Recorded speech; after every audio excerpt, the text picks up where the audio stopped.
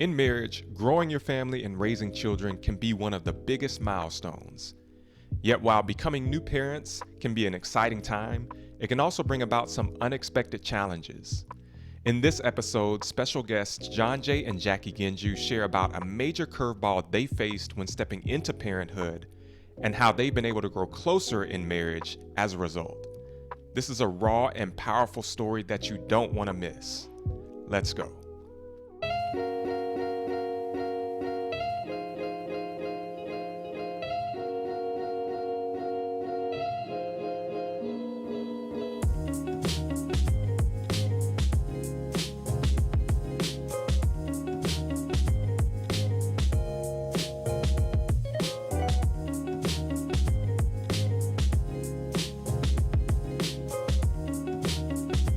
Hey friends, welcome to the Marriage Inside Out podcast, where we teach couples how to become mission focused, learning to work together as a team to build a solid foundation for their household. I'm Khalil, and this is my wife.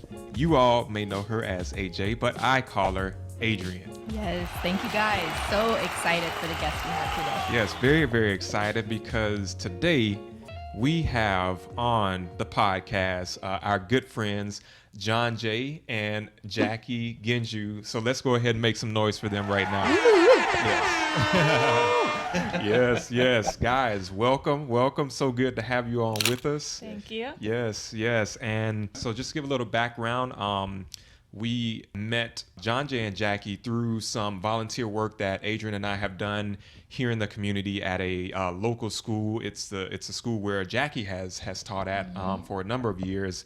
And so, yes, when you think again about just amazing couple, quality family, raising their children in such an amazing and loving way, and making an impact in the community, I think that is just without question something that marks you guys. And so I hope you all don't mind us bragging on you just a little bit, but I think you all have made such an amazing impact and are making such an amazing impact on the young people in this community. So, we just are grateful to know you guys. And so, Yes, exactly. Thank you. Yeah, Thank you. And I mean, obviously educators by trade, but tell us a little bit about kind of your background, your history, and what brings you here today. So we've been married for almost 10 years, coming up here in June. 10 years. Woo. I know. Okay. By fast. Man. And in that 10 years, we've had 2 children. We have Ellie, who's 5, and Emmett, who's 2. Would you like to? I mean, she says 10 years, but we've known each other for 14. 14 Wow. years. Man. So longevity. So college. College. Yes. College We was met our in dating college. period, where we got to know each other. Yeah. And, so as far as the time frame, it doesn't really feel that long to me. Yeah. Jackie might say something different. But, we have 2 children, Ellie and Emmett, who we both just adore. So, Yeah. No, so beautiful. And obviously you've been educators. How long have you all been doing that? So about 10 years. As well. Yep. Janjay's been a little longer than I have. So mine's about 15. Wow. Because I started at a place in West Palm Beach before I actually got into actually educating as a career. And then, it just continued from there. Yeah. Nice. And so one of the things we always like to ask couples is, if there's one word that you could use to describe your marriage, what would it be and why? So I took some time to think about this one word, and I came up with the word adventure. Yes. And when you look at the definition of adventure, I wrote it down. It says an unusual and exciting, typically hazardous experience or activity, and also exploration of unknown territory. And I think that really summarizes the past 10 years that we've been married. Yeah. A lot of unknown territory. It's been quite an adventure. Yeah, and still going. Yeah, and to add on to that, just to give a backdrop, when we got married, we went on our honeymoon, and we went to the Grand Canyon. Nice. Right, and I'll never forget this. Jackie and the guy were in front of me, leading, because we went on a hike, like a, what was it, 10-mile hike, 5-mile hike? Yeah. It was a long hike. It was a full day. It was a full day hike. Mm-hmm. We weren't prepared for this whatsoever. And as we were walking back to where we came from, I remember us walking on the side of this mountain, and I started to slip. And you hear about people dying on their honeymoon. Okay. Where are you taking us with this now Doc? And this is back to the point of the adventure.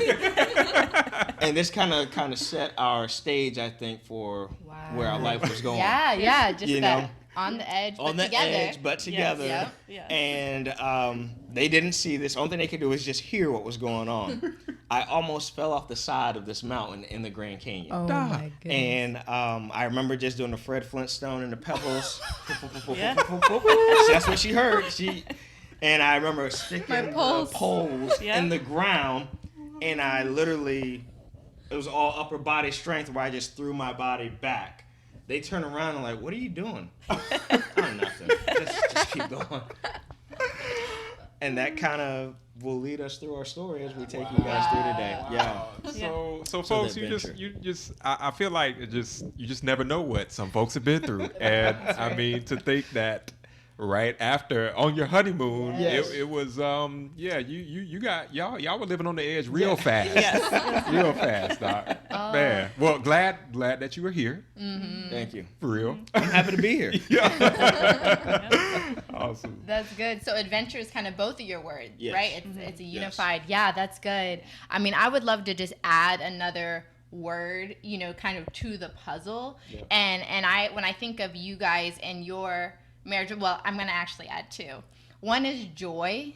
Yeah. And the other is resilience. And those two words, when I think of your family, that's what I'm reminded of. How you guys are able to just incorporate so much joy and love into everything that you do with others, into the kids, the adults you interact with, whoever that is.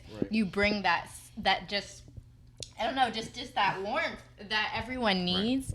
And then, but through it all, you are resilient, and that's that optimism, but realizing that it takes work, right? Like, you guys honestly make it look easy, and I know it's not. Well, I'm glad you think it looks. Thank you. For Thank real, you. We'll take for that. real. So I just want to add that for those that are listening, as you hear their story and their experience, like, there is so much to this adventure that I think we can all glean from. Right. And obviously there's a lot that we could chat with you guys about, and some things we'll just have to have you back on the show for. But what we really want to talk to you guys about is just your strength in stepping into parenthood specifically.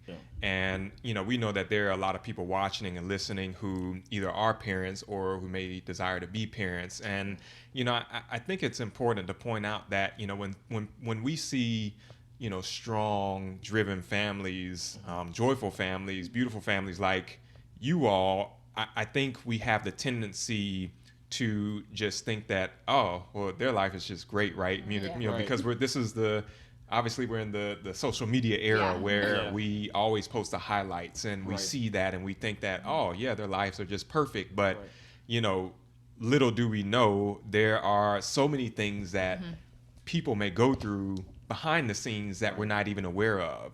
And so for you guys, obviously when you got married almost like 10 years ago, you stepped into building your family together, yet you kind of had a curveball, so to speak, as you all were bringing your first child into your family. Tell us a little bit about that. Yeah, so we had been married about 4 years At the time, when we found out we were pregnant. It was a shock because we weren't really planning to get pregnant yet, even though we did want kids. It was a hope that we would have kids. So we were very excited. And then we came to our first doctor's appointment when they did the in-depth ultrasound that they do. And that is when the doctors told us that Ellie had spina bifida, which is a big curveball. it was an unknown because we have never even really heard of it. Exactly. Yep. We obviously remember everything that took place in that moment. Right. But we remember just feeling absolutely shocked. And I remember the doctor saying a lot of words, but not really knowing what she was saying at the time. But I remember her telling us, like, you guys are taking this news very well. Do you remember? Yeah, I remember that. Yeah. Wow. And we were just kind of sitting there.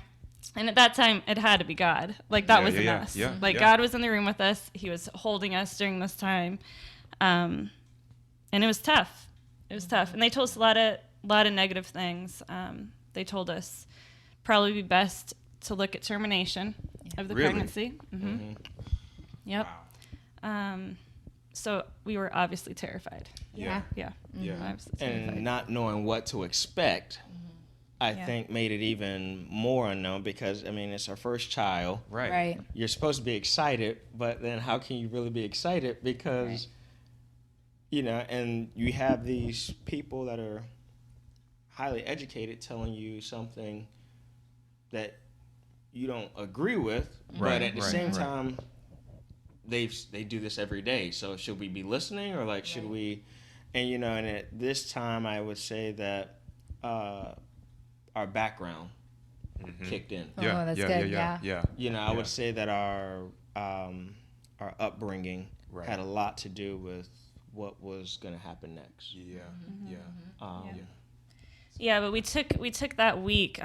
We got this news on Good Friday. On Good, It was on Good Friday.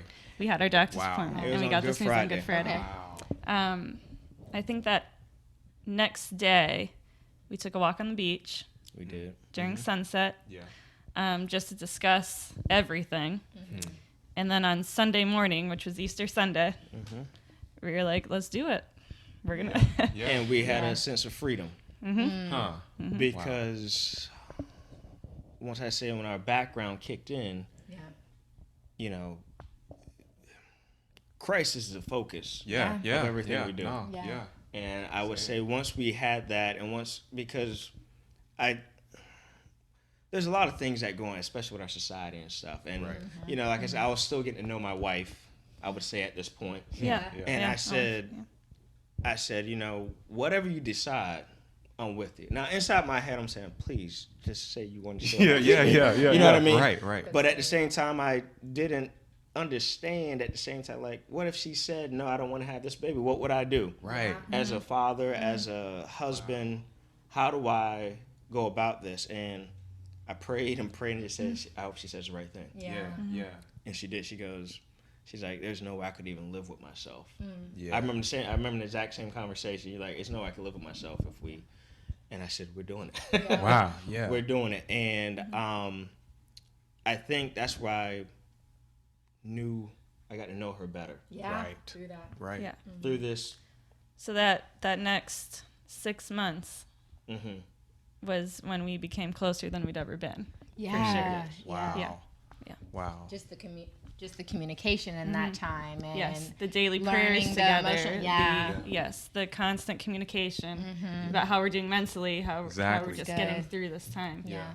And I think that's something to be said about, you know, like in marriage, you mentioned something very interesting. You know, you said like we were still getting to know each other, and I really do think, and what we've learned after just 5 years of marriage is that that's such an ongoing process. Right. Should be at least until until death do us part. Right? We should always be getting to know one another and drawing close to one another. But I think what's key sometimes is that it's the adversities that we face together that have this effect that, hey, we have to lock arms together right now and go through the fire. There's no other option. Exactly. You just have to do it together, and you have to just keep going. Yeah. Right.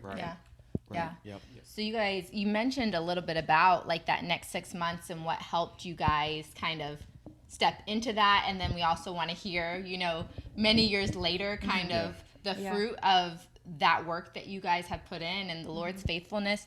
What are maybe one or two things that you did? You mentioned like getting together, praying daily, that really helped you guys kind of lean on one another during that season. Yeah, so there was a lot of prayer. Yeah. A lot of just being in the Word. Yeah. Focusing on that. And then there was a lot of family and friend encouragement. That's good. I think was huge. Yeah. We have surrounded ourselves with just wonderful people in our lives. And when I think back to those times, I always think about the family and friends Yeah. that were around us. Yeah. And I know one thing for myself, it was almost like a period of me focusing on who I was for our family. Even though Ellie wasn't here yet, who I was going to be. And many times people run away or they hide in these types of situations. And I remember telling Jackie where my body went to a complete fasting. My body didn't want to eat. Wow. My upbringing, I would say our upbringing at that point, we had always heard about fasting. Yeah. You know what I mean? You had always heard about, this is what you need to do to get closer to God. Exactly, yeah. And there was no way out. God said, you can't run away from me, because I had never fasted to that point. Right. You can't run away from me anymore. You got to come talk to me. Yeah. Because he knew our weakest point. Wow. And I remember my body just naturally fasting. Yeah, it wasn't even like you had to make yourself. It was almost like a natural reaction. It was a natural reaction to. The only thing I remember having was water. I maybe had a couple of apples, oranges. But I didn't eat. I'll never forget eating. Eating was not an option at that point. And I just remember, and we'd be talking. And I didn't feel hungry. I didn't feel anything. Yeah. And when we received that news on Good Friday, I'm telling you, by Sunday we were at peace. Yeah. By Sunday we were at peace. We had heard our answer. Yeah. We found what we needed to do, and he was speaking to us. Wow. Yeah. So I would say that's what led us through that point where, when we talk about family, men, you have a job that you have to do. Right. Ladies, you have a job that you have to do as well. And I think that's what made our team what it is. So. And if I could share a Bible verse. Yeah, absolutely. Because this sums it up very well. Yeah. Philippians 4:6-7. Do not be anxious about anything, but in everything by prayer and petition, with thanksgiving, present your requests to God. And the peace of God, which transcends all understanding, will guard your hearts and your minds in Christ Jesus. No, that's one of my favorite scriptures, actually. Yeah. Right. So when you think about kind of that season and then since then, right, you've stepped into a lot of other highs and a lot of other, enduring phases. What have been some wins that you've experienced as a family kind of since that season or even at the conclusion of that season? Yeah. Well, to summarize